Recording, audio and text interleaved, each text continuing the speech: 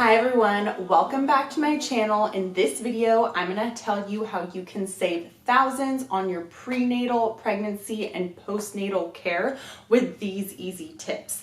This video is specifically catered to those who have a high deductible insurance and are going to be having a lot of expenses before they hit that deductible. Me personally, I have a high income and I also don't have health insurance through my employer. So I pay about, it used to be $350, but there was just a new law that was passed. So I believe now it's about $250 per month for my insurance plan, but my deductible is still about $7,500 and I am on the BlueShield Bronze plan.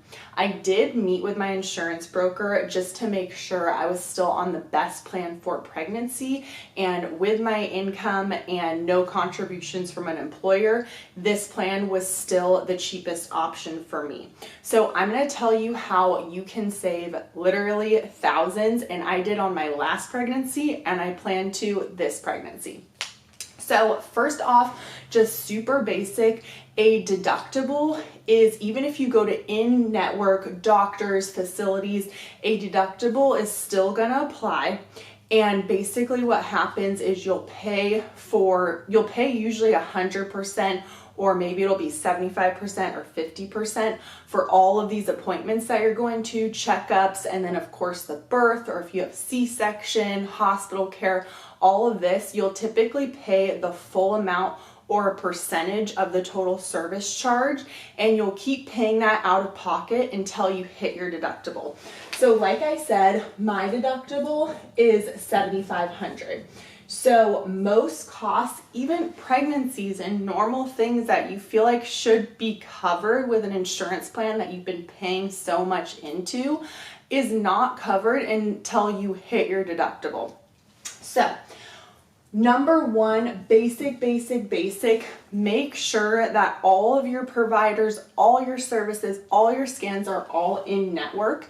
If they are not, you're typically going to pay more. You're usually going to pay 100% of the service charge, or even if you pay a percentage or a discounted rate, they will typically, the amount that you pay will typically not go towards your deductible. So make sure you're in network, and you can always ask them if the service provider or the doctor, if they take your insurance, or you can check with your insurance provider. So that's most basic.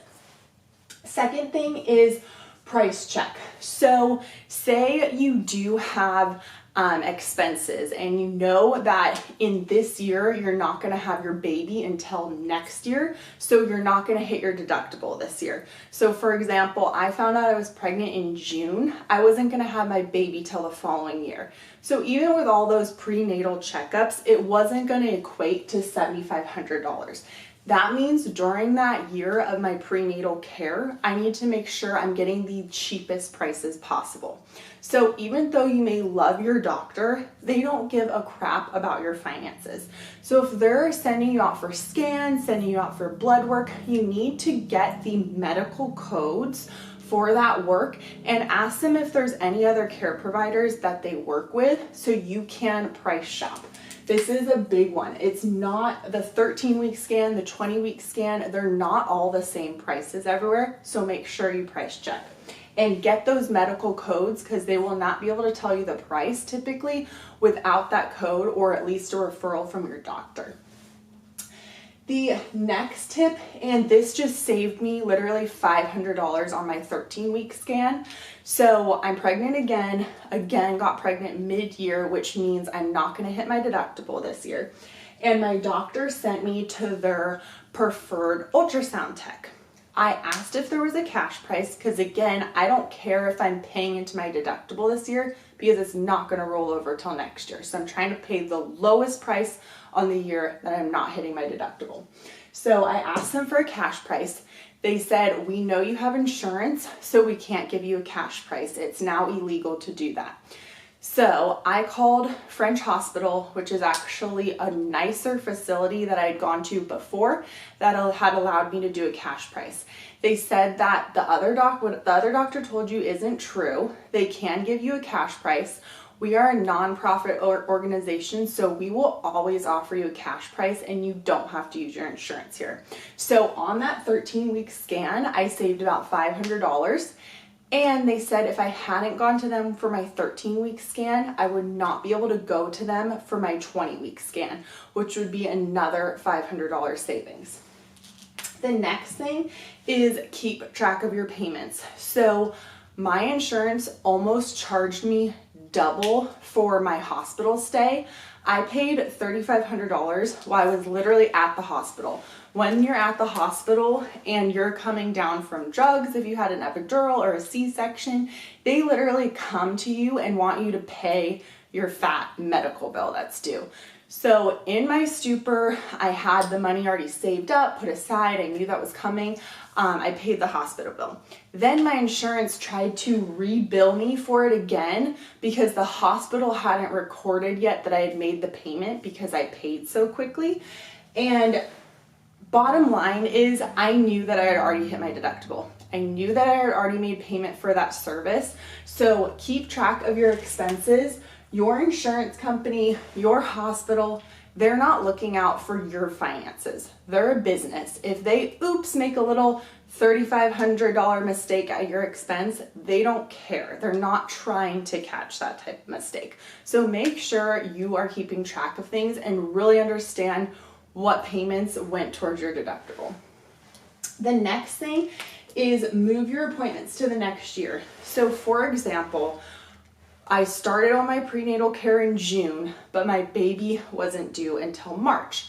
So anything that needed to happen for prenatal care in that December, January mark, I pushed to January because I knew that I was gonna have $20,000 worth of medical expenses that year I was giving birth. I was gonna hit my deductible. You will hit your deductible if you have birth in a hospital, whether it's vaginal or cesarean. So I knew I was gonna hit my deductible, so move all those appointments to January that aren't super time sensitive, or move them to the following year. If you find out you're pregnant in November and you have, that 20-week scan around that point in time, move it to that next year when you're gonna hit your deductible.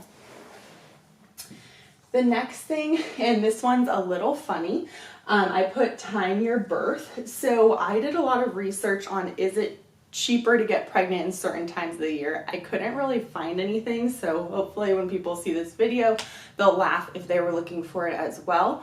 But if you find out you're pregnant, let's say in February, you're gonna give birth that year. So all of your prenatal care and your pregnancy is going to hit the deductible that year. And so the max that you're gonna pay is $7,500 as long as you keep everything in network and you're smart and you watch your bills and don't get overcharged.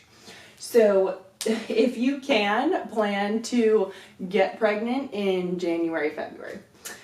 Or at the very end of the year, because prenatal stuff doesn't really start till 8 weeks. So December would be great too. The last thing, and this does save you money in a roundabout way. If you contribute to an HSA account, basically it's like a savings account put aside. So if you know you're pregnant, you can start saving into it, or if you're trying to conceive and pre-planning for that. Basically, you have money taken out of your paycheck and put into this HSA account, and the account does not tax you when you actually go to take the money out. It does not penalize you as long as you take the money out for medical expenses.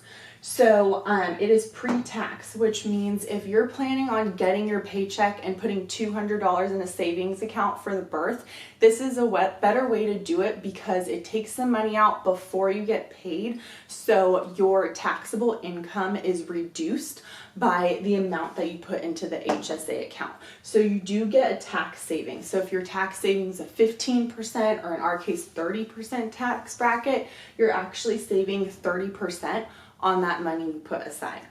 So I hope this video was useful. If you have any questions at all, I feel like I'm pretty well versed in saving money because that is really important to me and my family. So ask them below. If this was useful, be sure to like and subscribe, and we will see you on the next video.